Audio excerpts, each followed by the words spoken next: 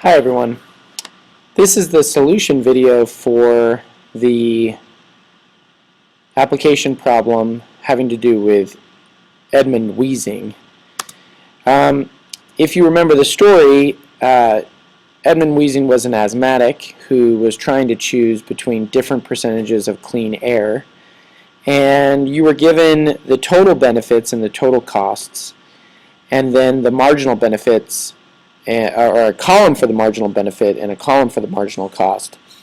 And you were supposed to figure out what is the correct percentage of clean air that Edmund should ask for.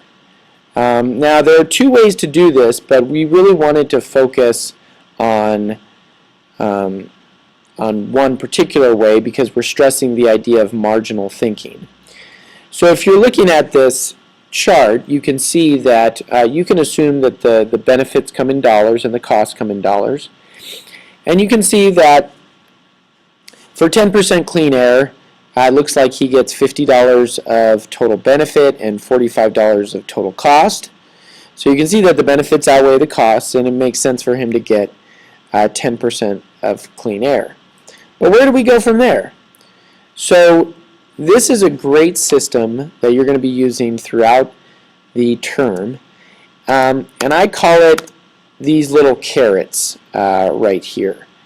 When you have two numbers in a column of total something, if it's total costs or total benefits or total production, you can figure out the marginal by using these little carrots, because the carrots represent what is the change in the situation. What is the change of moving from 0% to 10%? Oh, well, it's a benefit of 50. So if you do these carrots for each change in percentage from 10 to 20, you can see that he got 80 units of benefit, or $80 of benefit. And then all of a sudden the marginal benefit begins decreasing to 75, to $64 of benefit for 40%, $50 of benefit again for 50%. So, you know, in terms of benefit, he got just as much from the first 10% as he got from the 50%. And then it decreases because that's what happens when you keep consuming more of a good. Well, let's look at what happens with marginal cost. We use the carrots again, and you can see the marginal cost of just purchasing any unit is 45, but then the costs of adding 10% more clean air are actually fairly cheap in the beginning. But like all costs, they start to go up, and it is much more expensive to go from 90% clean air to 100% clean air than it was to go from 10% clean air to 20% clean air. So now you have all these marginal benefits, and the rule is that we continue to want more clean air as long as the marginal benefit at least equals the marginal cost.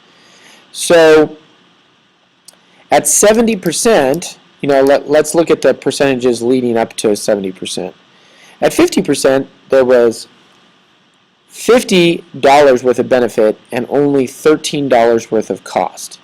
So of course, you're going to make that decision. You're going to bump up your unit to 50% clean air. And then you go to 60%. There's $32 worth of benefit and only $15 worth of cost.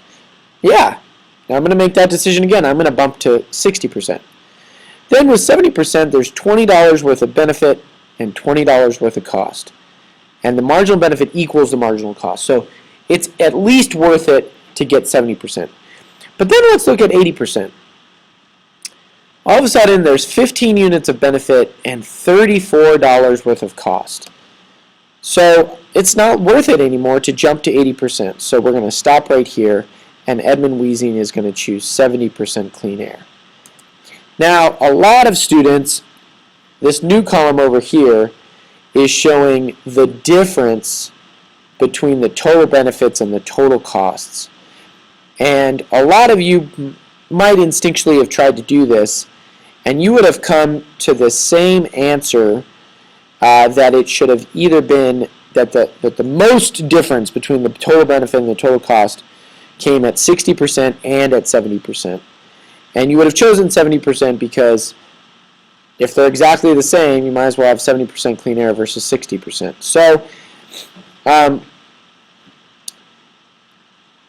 So, you know, this was another way to do it, but we really wanted to focus on this idea of marginal thinking. Okay? So hopefully this was a good explanation for your discussion question, and you have a grasp of how that works.